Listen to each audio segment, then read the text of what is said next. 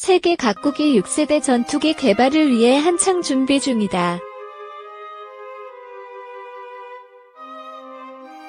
미국 해군은 2012년부터 가드 넥스트 제너레이션 에어 다미넌스 프로그램라는 이름으로, 미국 공군은 PCA 페니트레이팅 카운터 에어라는 이름으로 각각 6세대 전투기의 개념에 대해서 연구 중이며, 일본도 5세대 전투기의 기술 수준을 확인하는 ATDX, 일명 심신 프로젝트를 종료하고 F3라는 차세대 전투기 개발을 준비 중이다.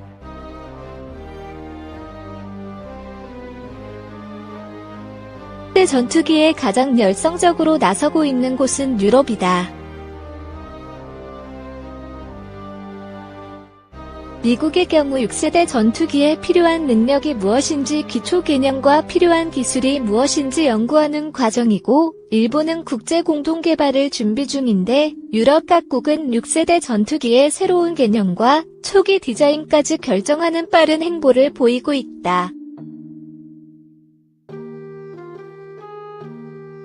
가장 먼저 치고 나선 나라는 영국이다.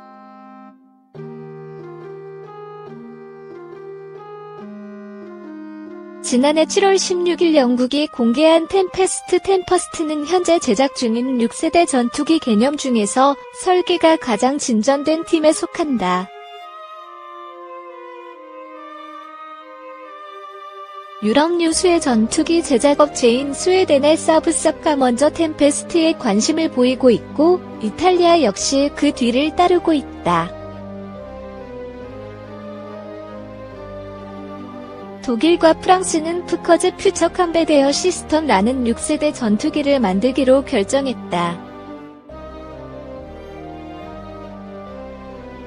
두 국가의 거대 방위 산업체인 에어버스 디펜스와 다소는 원래 서로 다른 콘셉트의 6세대 전투기를 연구 중이었지만, 협의 끝에 공동 개발을 확정지었으며 지난 2월 초에는 스페인 국방장관이 이 푸커즈에 참여할 것으로 발표했으니, 유럽의 차세대 전투기는 영국, 이탈리아, 스웨덴 팀과 프랑스, 독일, 스페인 팀으로 정리된 셈이다.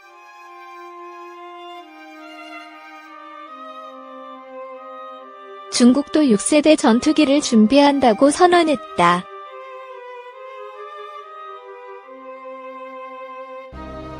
중국의 거대 항공기 제작사 중 하나인 청두 항공기산업그룹 에빅 고위 관계자가 2035년쯤 6세대 전투기가 등장할 것이라고 선언했고, 이와 별개로 현재 막 실전 배치되고 있는 5세대 스텔스 전투기인 J-20의 개량형을 준비하고 있는 것으로 알려졌다.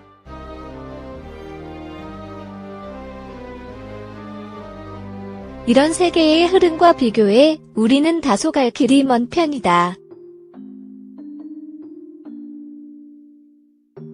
대한민국 최초의 국산 전투기인 KF-X 보람에는 지난 14일 부품 가공에 본격적으로 착수했다.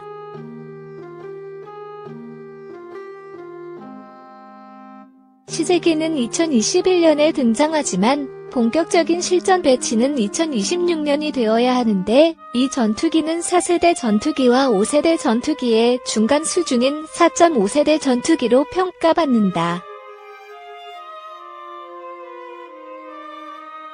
이렇게 쓰고 보면 대한민국은 등장하자마자 최신 전투기보다 0.5세대 뒤진 전투기를 받고 10년만 지나도 1.5세대 차이가 나는 전투기를 만들어 순식간에 구식화되리라 생각할 수도 있다.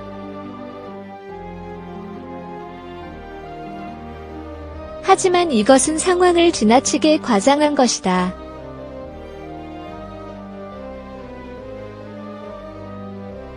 이유는 이렇다.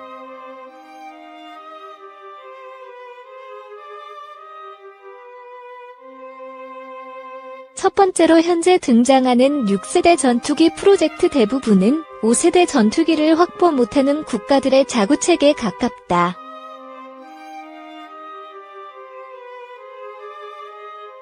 우선 프랑스, 독일, 스페인, 스웨덴은 5세대 전투기인 F-35가 없고, 영국의 경우 F-35B가 있으나 탑재량이 작고 항속거리가 짧은 문제가 있다.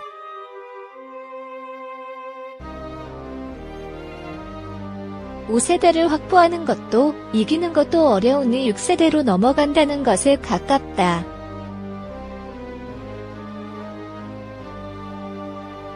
두 번째로 6세대 전투기의 개념과 모습이 너무 추상적이다.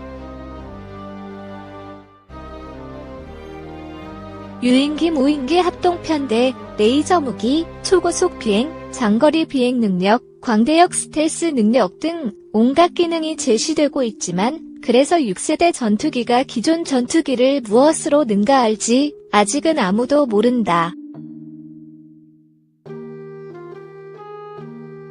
마지막으로 검증되지 않은 기술을 기반으로 한 전투기 개발은 항상 파멸적인 실패의 위험이 있다.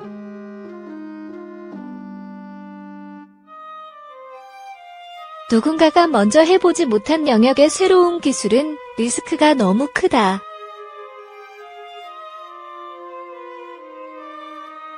세계 최고의 국방과학 기술력을 가진 미국조차 새로운 개념이 너무 많이 들어간 5세대 전투기를 만들면서 온갖 시행착오를 거쳤다.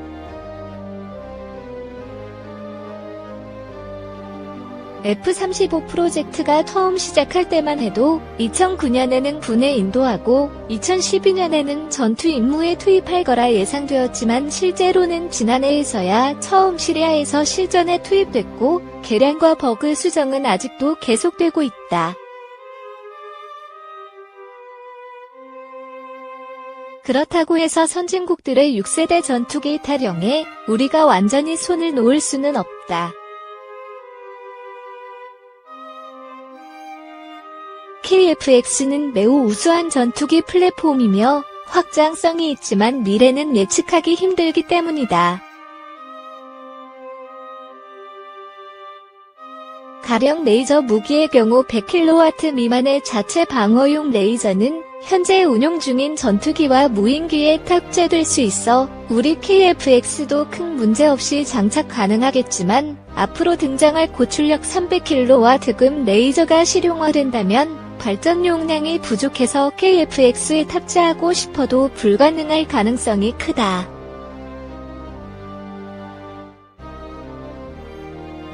또한 EMP, HPM 무기 등 광선이 아닌 전파를 활용한 차세대 무기의 경우 적을 공격하는 전파의 특성이 우리 KF-X의 전파 반사 특성과 맞지 않을 수도 있다.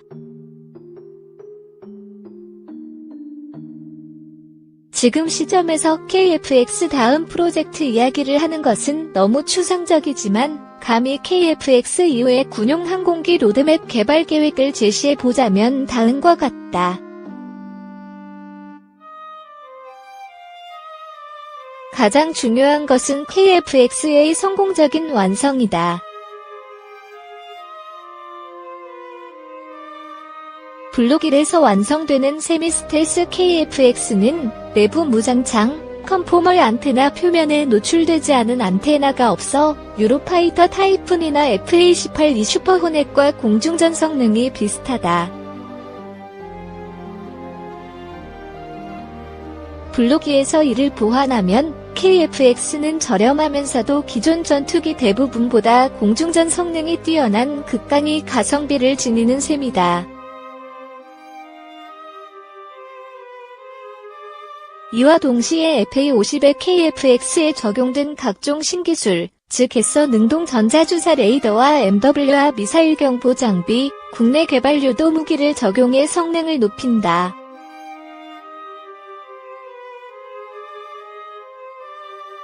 KF-X와 FA-50을 패키지로 묶어 수출하는 라인업을 완성하는 것이다.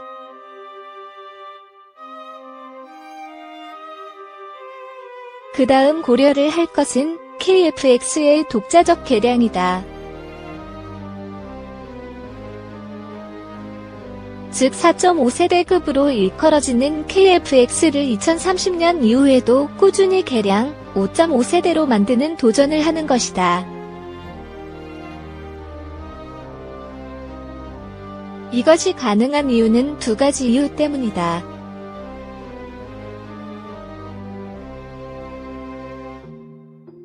첫 번째 이유는 KF-X의 성능은 4.5세대지만 설계 개념은 5세대 전투기와 다르지 않다.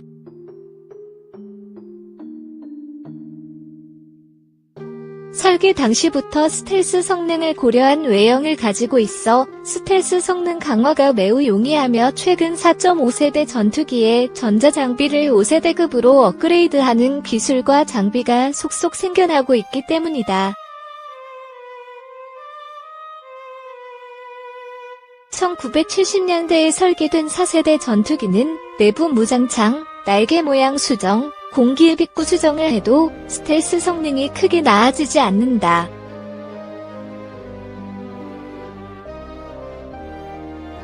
하지만 KF-X는 다르다.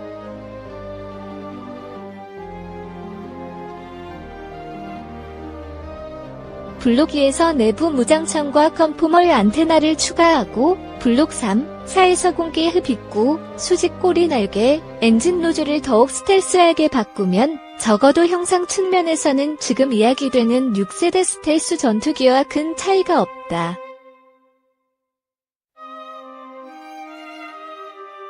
6세대 전투기와 동일한 수준의 전파 흡수 소재를 사용하는 것만 남게 되는 셈이다.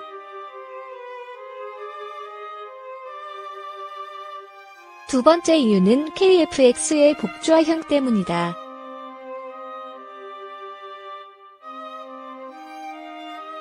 KF-X는 비행 훈련을 위한 복조화형 비행기가 존재하는데 이 복조화형 좌석을 무인 전투기의 통제나 전자전 임무에 투입하도록 개량할 수 있다.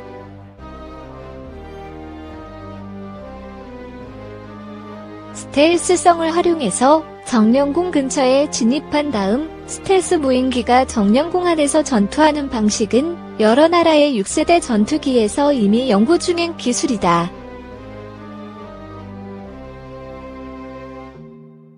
F-22나 F-35 같은 5세대 전투기는 좌석이 한 개뿐이라 무인 전투기와 같이 임무를 하려면 무인 전투기의 AI 인공지능 수준이 크게 높아야 한다.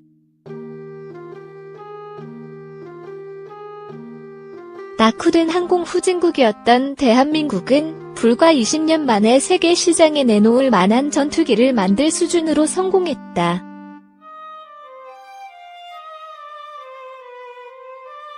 우선은 한눈 팔지 말고 우리에게 주어진 소중한 플랫폼인 KF-X의 발전 방향에 집중할 때다.